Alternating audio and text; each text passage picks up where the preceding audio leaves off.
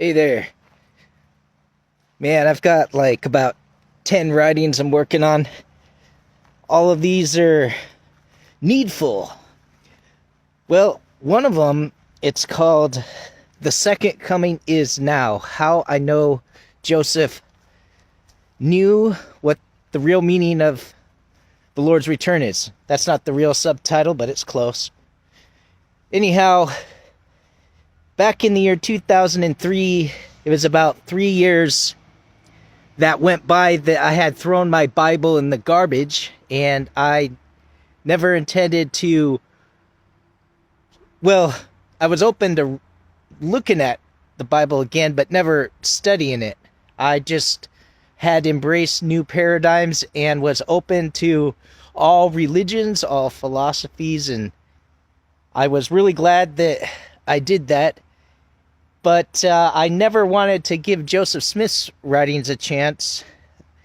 And that's probably because of the myths of darkness the Book of Mormon describes, and how Brigham Young made his own religion, and how that covered up Joseph Smith's true teachings.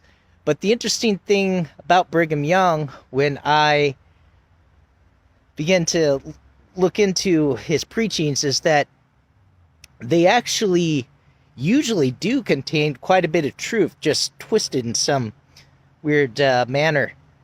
But back in the year 2003, I chose to take a peek again into the Greek that I had been exposed to at 14 years old. And I noticed something in the first chapter of the book of Revelation. I remember I was working in a piano store back then, and I just took a peek where it says he comes with the clouds, and it just so happens to be that the grammar uses the present tense indicative mood, and it shocked me so bad to see that I basically had two thoughts go through my mind. The first one was, everybody needs to know about that. The second one was, what good would it be for them to know about that? And the reason why that other view was there is that I had already thrown the Bible away. I didn't have an interest to represent it.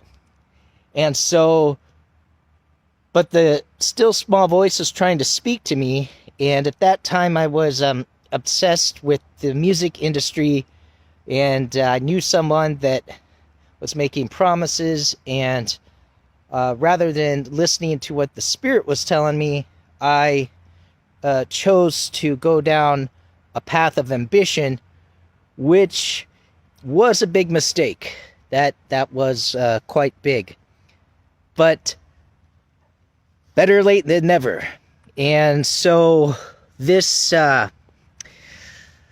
second coming of Jesus idea is something that's rooted from the book of Hebrews, where it says the first time he came to bear the sins of many, and the second appearance is different.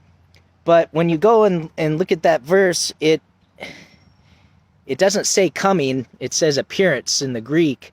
And what's really gaslit about how people have used that passage to talk about a second coming is that if you pay special attention, all it's saying is that the first coming had to do with bearing the sins of many. The second has nothing to do with that. In other words, the only time Jesus bore sins was on the cross, and the moment he rose from the dead, he no longer had any sin.